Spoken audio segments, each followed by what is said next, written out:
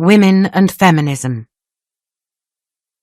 When we use the word feminism, we are talking about a number of political and social movements and ideas that have one goal. That goal is to achieve equality between all people. All over the world, feminist movements have fought, and are still fighting, for women's right to vote. These movements are also fighting for women's right to work, to earn equal pay, and to own property. They are fighting for women to get an education, and for women to have equal rights when they get married. Feminists have also worked hard to stop sexual assault and other crimes against women at work and at home. Feminism is not new. It has a long history in the West and in other parts of the world. The history of modern feminism comes in 4 waves or movements.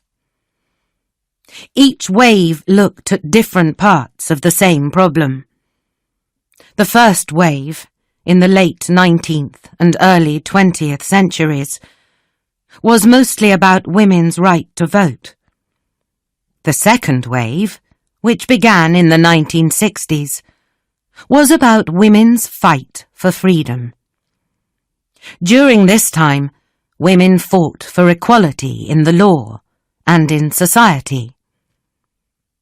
The third wave, which began in the 1990s, continues the work of second-wave feminism. In it, women want to be themselves. They fight to be different from how some men want to see them, and from other women. The fourth wave started around 2012, and it is about sexual harassment and crimes against women at work. It uses a lot of social media, like Facebook, YouTube, and Twitter, and has been led by the #MeToo movement. The first wave of feminism in the West was mostly about getting the vote.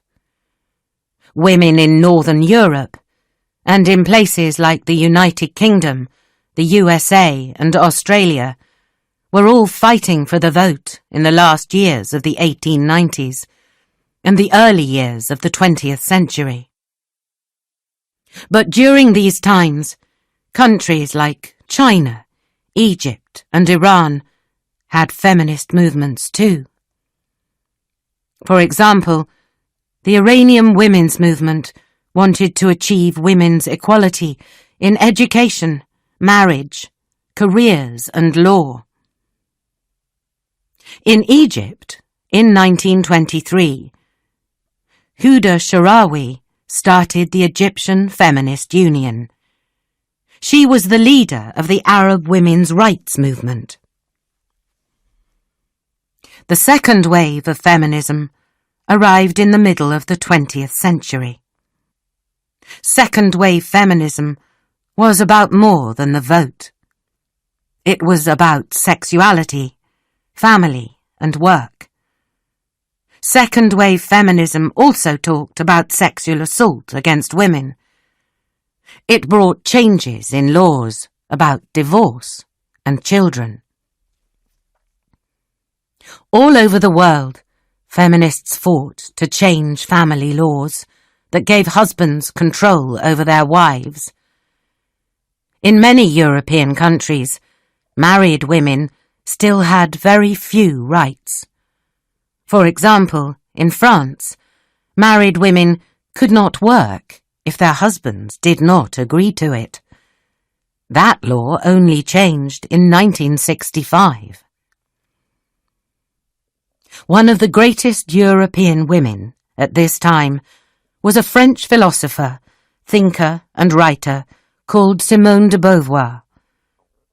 Simone de Beauvoir was born in Paris in 1908. She studied philosophy at the Sorbonne, the famous university in Paris. De Beauvoir was only the 9th woman to study at the Sorbonne at the time. In 1929, when she was 21 years old, she met Jean-Paul Sartre, the philosopher. They were together for 51 years, until he died in 1980. They never lived together, never married, and never had children. She spent her life writing and thinking. Simone de Beauvoir wrote her most famous work, Le Deuxième Sexe, The Second Sex, in 1949.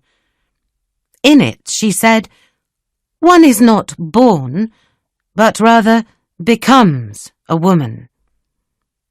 With this famous sentence, Simone was the first thinker to write about sex and gender. "We are born as a sex, either as a boy or girl," she said. "But our gender is made by our society.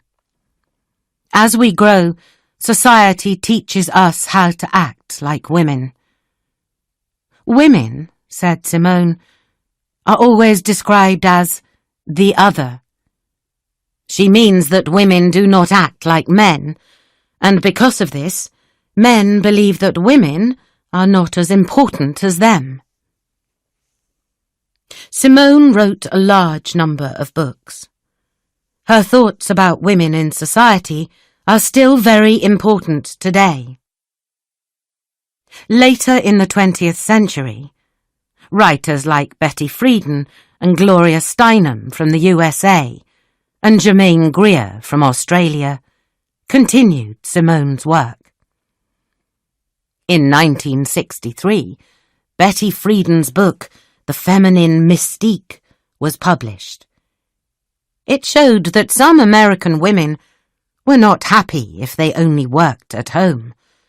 They were not happy just cooking and looking after the children. People really liked the book, and Betty talked about it all over the world. 10 years after her book was published, more than half of the workers in the West were women.